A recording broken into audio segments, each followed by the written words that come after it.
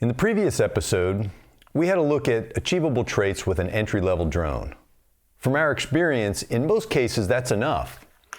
However, for some use cases, it's worth using a more complex sensor. Here, we're talking about a multispectral camera. So what do you get with a multispectral camera? RGB cameras read light reflected from a plant in the visible light range, the things we can see with our eyes. However, other wavelengths are absorbed and reflected that we can't see. Multispectral cameras have sensors that can pick up these wavelengths and give unique insights into a plant's health and vitality.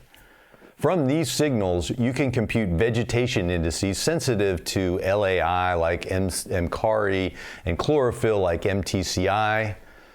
Sorry for the acronyms. We have a series on the poetry of phenotyping jargon. Please check that out.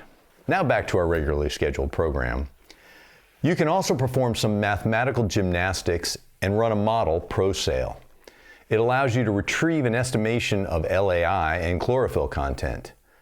LAI, or leaf area index, is generally well correlated to biomass since in field crops most vegetal material is in the leaf.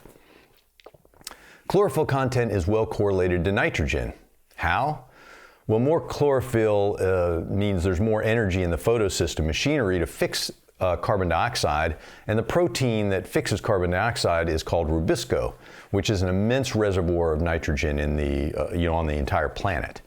So the more chlorophyll, the more rubisco, and the more nitrogen. It's kind of a short story of how they're correlated. So if you wish to differentiate the nitrogen uptake between plots in your trials, it can be useful to have a multispectral camera. It'll give you insight on biomass and chlorophyll content you can't have with an RGB camera. Multispectral cameras are excellent tools for deep phenotyping, but they're more expensive and complicated to use.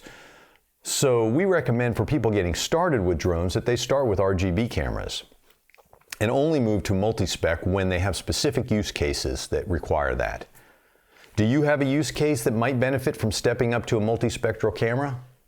We can help unpack all of your phenotype use cases and help you determine the best sensors for the job. Give us a call.